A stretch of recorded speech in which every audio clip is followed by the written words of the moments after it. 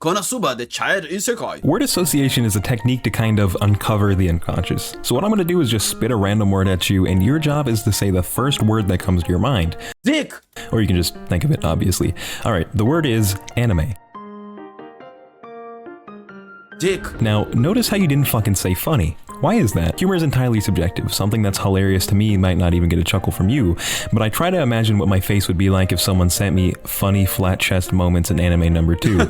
I know I'd be Man, the number 1,000 is very pissed off, and that'd probably f my whole day up, but I still don't know how I'd react. And that's the weird thing about anime. I feel like there's two sides of a fence, and if you're on one, you probably can't see the other, you know? Like, there's definitely an audience for funny walk into room at the wrong moments in anime number 2, but that's just a side of the grass that I can't get into. My side is a little different.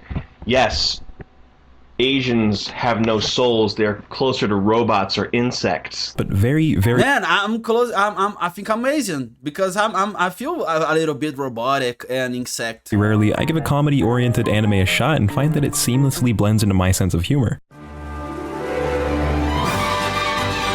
Oh, this is beautiful.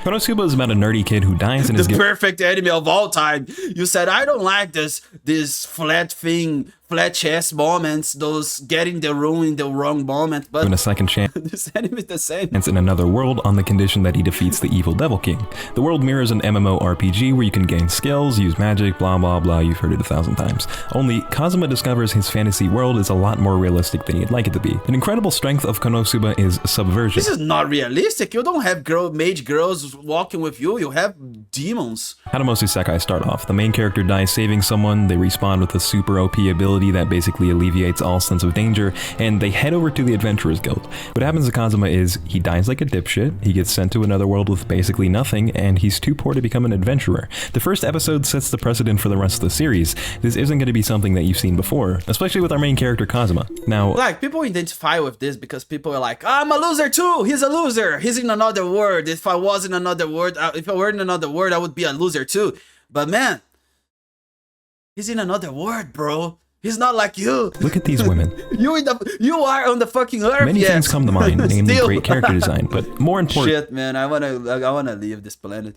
I would like to slather these supple Chinese women with my Western seed. You know who else does? Kazuma. And guess what? I don't freak out when I get the chance to. Neither does Kazuma. Take your basic run-of-the-mill isekai main dude, invert all that, and you get a real person. Albeit exaggerated, but you get the deal. And that's why I've dubbed him the People's Champion. He doesn't speak for himself, no, but for the people. He gets caught busting nuts in the barn, he gets exposed for buying hookers. There's even an episode where he disses anime tropes. Isn't this the part where you get all embarrassed and say, we can't do that?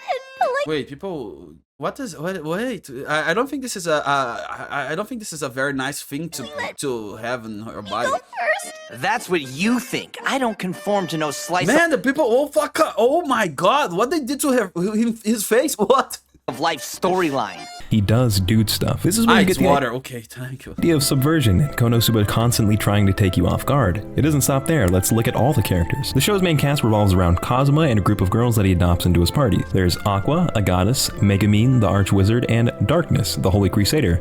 They're, on paper, a near-perfect party. Megumin is even 13, but when brushed against the fact that the goddess has like 3 uses, the archmage can only cast a nuke spell, Darkness, the Holy Crusader, is a sex fiend, and the only normal person in the series so far is an employee of the Devil King. I don't think this is a normal person. Like, when I'm walking around, this is not the normal thing I see in my universe. Subverts your preconceived notions of how the party would behave. What you get is a bunch of weird personalities feeding off each other and causing genuinely funny interactions. The start of the show is definitely a little slow, but when the main cast settles in, there's a nice synergistic effect. You could say the cast is disjointed yet cohesive. The characters develop chemistry with each other, so it's really nice seeing Kazuma and Megumin the Weeb hang out, or one of the characters actually remember little events from the last season and bring them up in an argument. So the blue hair girl is his girlfriend, or everybody is his girlfriend, and it's an hiring. I don't know. Because the characters aren't cringe, because Kazuma is relatable, and because the show is constantly challenging the tropes you've been trained to expect, the comedy almost always works. I was paying close attention and I laughed at least once every single episode. Now, there are definitely some stinky ass jokes, you know, the ones that just have you sitting emotionless like a fucking substitute teacher taking a role in a non-white classroom, but there's jokes like that. No, I don't feel like that because I find everything funny. That's my problem. One of my videos, so I think I think this guy is funny because he's strong. You should- and being strong is funny to me. Fine. Why do we watch Isekai? Well, you're probably fat, at least pretty stupid, let's be honest. Just kidding, but Isekai is fun. You get to watch a dude live out a fantasy you've probably had before and surmount all sorts of mythical challenges and such, and it's still sort of present here. Kazuma and his party are super underpowered, so he has to come up with all sorts of tricks to beat boss level enemies, or even just little mobs. They go on quests, become stronger, collect tools, etc. It's satisfying, but if you're here for the action, I wouldn't recommend it. Let's talk OVAs. I don't watch OVAs, I have no idea why, but I was told the Konosuba ones were pretty good, and they were right. Man, I only watch. Oh, what? I only watch the OVAs. I never watch anime. Only the OVAs. Some are pretty But what? This animation is so weird. much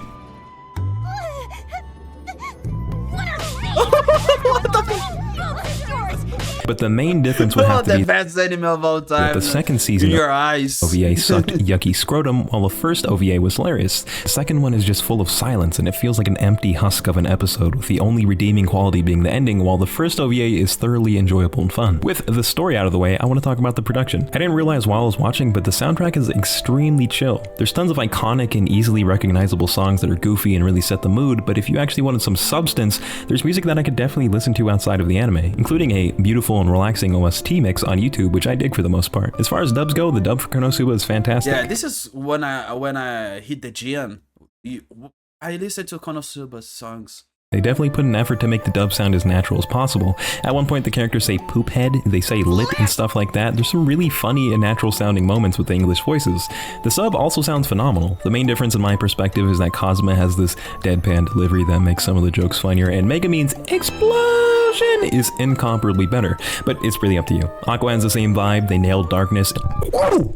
Holy f***. Okay, Darkness is his I'm just flew girlfriend. in front of me. Man, nailed- imagine showing your girlfriend to your parents. This is my girlfriend. Her name is Darkness. Wow, bro. Okay. Darkness, and I still want to rip this bitch's braid out every time. I said his name is Darkness, or her name is Darkness. I don't know. It doesn't matter anymore. Her name is Darkness. Who cares? She speaks. If I had to speak on the art, it's pretty good. There's some Sakuga stashes here and there, and it's pretty. Is that a spider? Ultimately, you should watch Konosuba if you haven't already. I feel like it's one of the easiest shows to get into. Oh my god. It's fun for newbies, it's definitely fun for veterans. Overall, I had a really fun time rewatching the show of my own free will, something I could only do for Space Dandy and Steins Gate. So if you're bored not doing anything, check it out, or rewatch the dub this time. There's 2 seasons and a movie that I heard is really good from a ton of people. If you're not Man, they put this in or the cover rewatch of the dub movie this time. too. There's 2 seasons and a movie that I heard Like, I think they like boobs a lot. is really good from a ton of people. If you're not getting a chuckle after about 4-ish Who doesn't? episodes, skip it. That's about it. Subscribe or don't. I think this anime must be funny. I see videos about this anime all the time, and I've never seen it. And I'm a fan of the anime, but I've never seen it. But yeah, people like it. That's what I have to say.